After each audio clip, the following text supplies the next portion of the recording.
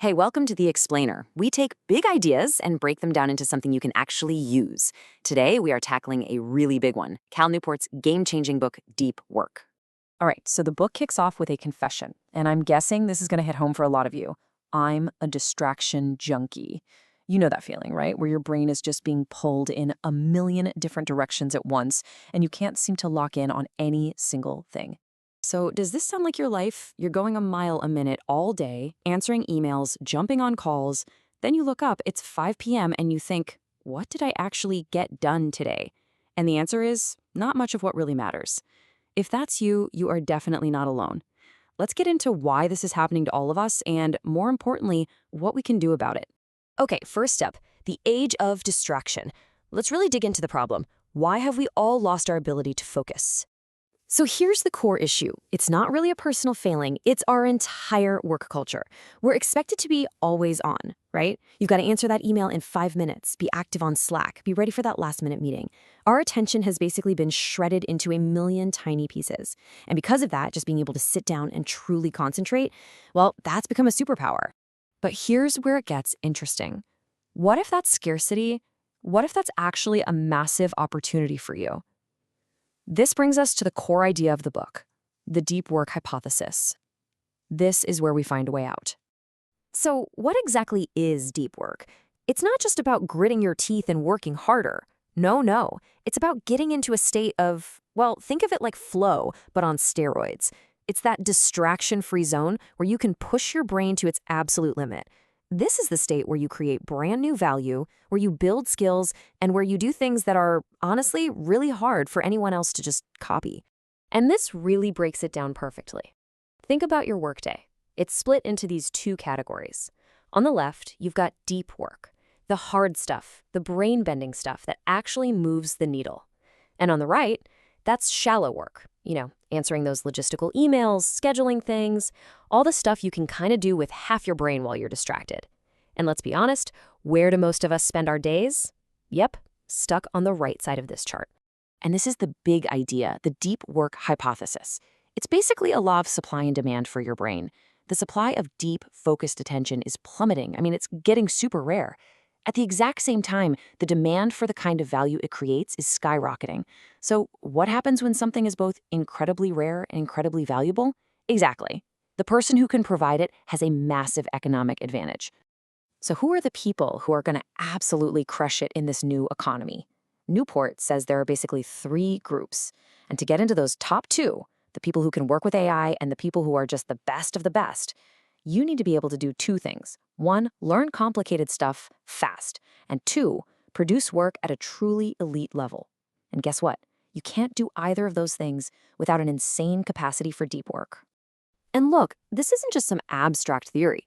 Take a look at this quote from the legendary computer scientist Donald Knuth. This guy was so serious about protecting his focus that he got rid of his email address back in 1990. Can you even imagine that? He made a conscious choice. He'd rather be hard to reach so he could be amazing at his job. All right, so I think we all get the why now. Deep work is valuable, it's the key, but how do you actually do it? Let's get into the practical side of things, how to train that concentration muscle. Okay, so Newport lays out 4 main rules. Work deeply, embrace boredom, quit social media, and drain the shallows. We don't have time to go super deep on all of them, but we're going to hit on a couple of the ideas that are just absolute game changers. Now, I really want to zoom in on that second rule because it flies in the face of everything our modern world tells us to do. Embrace boredom. Think about it. We are trained to fill every single second of downtime with stimulation. But this quote gets to the heart of it. That idleness, that quiet, it's not a waste of time. It's like a vitamin for your brain. It's absolutely essential if you want to rewire it for focus. So think of your concentration like a muscle. It really is. Every single time you're standing in line or waiting for a meeting to start and you pull out your phone just to scroll, you're weakening that muscle. You're teaching your brain that it can't handle even a moment of boredom. But when you resist that urge, when you just stand there and, think, that's a rep. That's a bicep curl for your focus muscle. You're making it stronger for when you actually need it. So I want you to really think about this question. What's the one thing, the one part of your mission or your job that would be completely transformed if you could just get rid of all the noise and distractions? Seriously, take a second. What is it? Whatever just popped into your head? That's it. That's where you need to point your deep work efforts. That's the target. Okay, I know what you're thinking. This sounds great, but I work at an open plan office and my boss expects me to answer Slack messages in 30 seconds, right? So how does this actually work in the real world? Let's get into the nitty-gritty.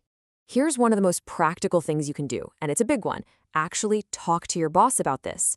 Not just about what you're working on, but how you work. You can literally propose something like this table.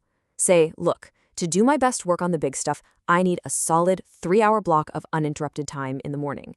Then in the afternoon, I'll batch all my emails, meetings, and the shallow stuff. You're not asking for less work. You're explaining how you can produce better work. And here's another little hack for what Newport calls draining the shallows. It's all about how you handle email.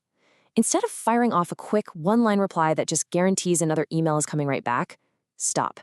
Take an extra minute and write a response that is so thorough, so comprehensive, that it completely ends the conversation. It anticipates the next question. It's a little more effort up front, but it saves you from that death by 1,000 paper cuts of email back and forth. All right, for our last section, we're going to talk about something that might seem paradoxical. We're going to talk about laziness and why downtime is actually incredibly productive. You see this everywhere, right? This idea that if you look busy, you must be productive. Newport calls it busyness as a proxy for productivity. It's the performance of work. You're typing like crazy, you're rushing from meeting to meeting, you look productive. But deep work just blows that whole idea up. It says, I don't care how busy you look, what did you actually produce? It's about the output, not the frantic activity. And I just love this quote. I am the laziest ambitious person I know. It captures this idea perfectly. This isn't about sitting on the couch doing nothing all day.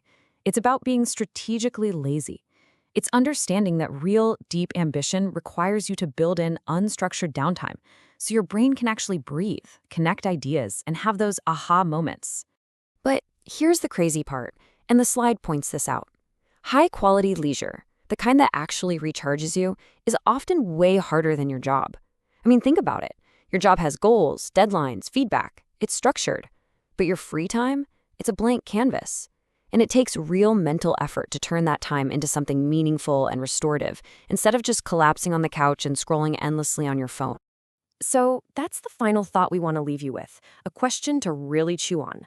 What truly valuable thing could you create? What breakthrough could you have if you just stopped trying so hard to look busy and instead gave yourself the time and space to actually be productively lazy? Think about that. Thanks so much for joining us for this explainer.